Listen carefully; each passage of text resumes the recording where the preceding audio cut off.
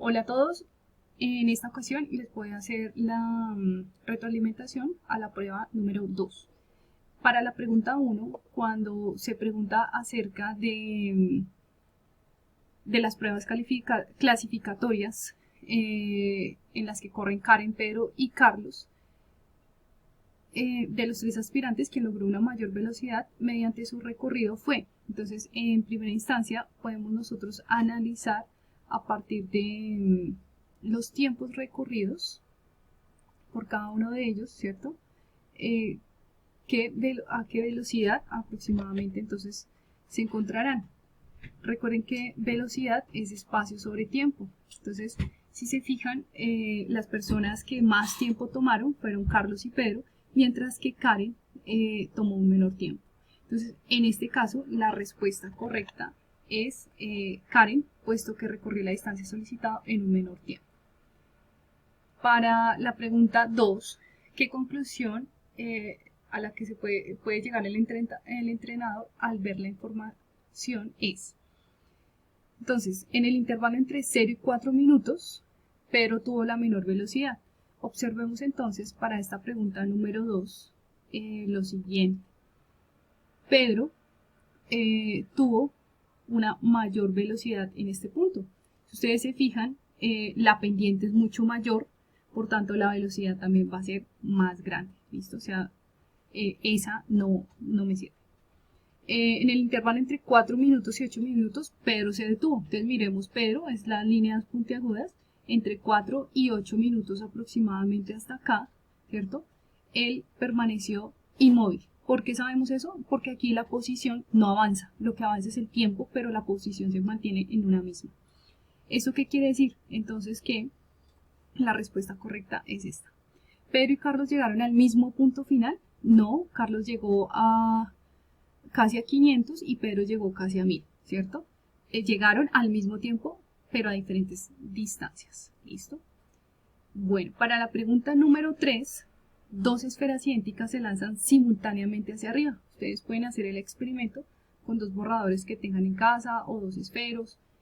Entonces, si ustedes lanzan estos dos objetos al mismo tiempo, ¿cierto?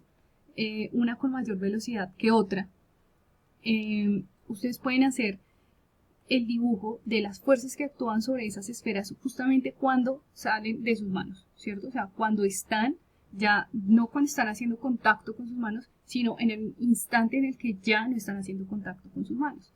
En este caso, entonces, nosotros podríamos ver una fuerza, ¿cierto? Que se dirige hacia abajo y que es independiente de la velocidad, ¿cierto? Y esto quiere decir que las únicas fuerzas que actúan sobre ellas, si se desprecia la fricción del aire, por supuesto, entonces será el peso, ¿cierto? mg. ¿Esto qué quiere decir? Entonces, que la misma fuerza es la que actúa sobre cada una de ellas, o sea, el peso. Para eso, entonces, mi opción es la número 4. La siguiente pregunta, la pregunta 4. Entonces, estas gráficas son las que vimos con respecto al movimiento rectilíneo uniformemente acelerado. ¿Por qué el movimiento uniformemente acelerado? Porque aquí ya tenemos en caída libre, ¿cierto? Y entonces, recuerden que vimos el video de la pluma y de la esfera en caída libre, ¿cierto? ¿Qué gráfica representa la velocidad en función del tiempo de una esfera en caída libre? Recuerden que nosotros vimos estas gráficas, entonces de acuerdo a eso, velocidad en función del tiempo es la respuesta número B, ¿cierto? ¿Por qué es esta respuesta? Bueno, además de que vimos la gráfica, ¿cierto? Recuerden que esto es velocidad versus tiempo y en un movimiento uniformemente acelerado la velocidad aumenta en cada instante. Ahora, para la gráfica que representa la posición en función del tiempo, pues es la C. ¿Por qué? Recuerden a Usain Bolt que utilizó su aceleración, ¿cierto?, para ganar la carrera. Y describimos esta posición versus tiempo también con esta ecuación. La posición final es igual a un medio de aceleración por tiempo al cuadrado. ¿Listo?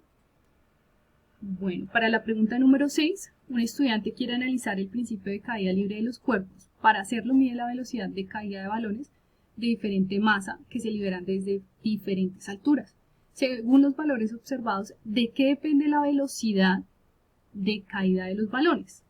De la altura y la gravedad, de la masa del balón solamente, de la masa y la altura, de la gravedad solamente. Entonces sabemos que de la masa no, ¿cierto?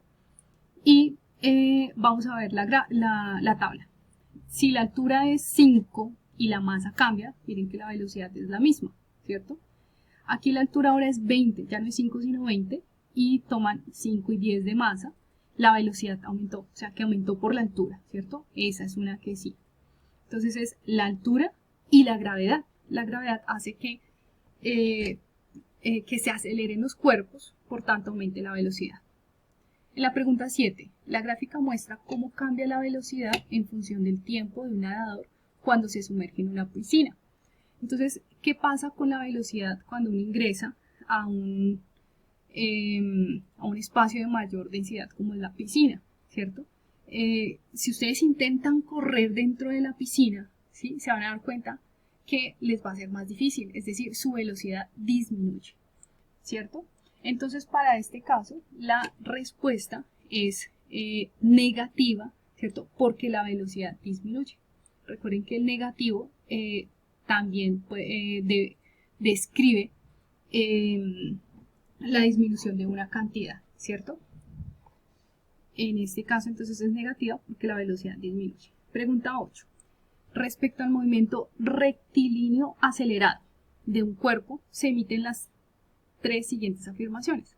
Varía la velocidad, la fuerza resultante sobre el objeto es cero, necesariamente varía la dirección de su velocidad. Entonces, en este caso, solamente varía la velocidad. ¿Por qué varía la velocidad? Esto ocurre para que exista una aceleración. ¿Listo?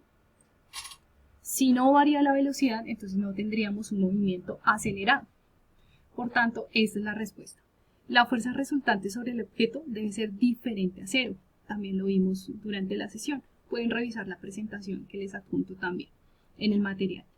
¿Y necesariamente varía la dirección de su velocidad? No necesariamente. ¿Listo? Pregunta 9. La posición de un motociclista que se mueve en línea recta se representa en la siguiente gráfica.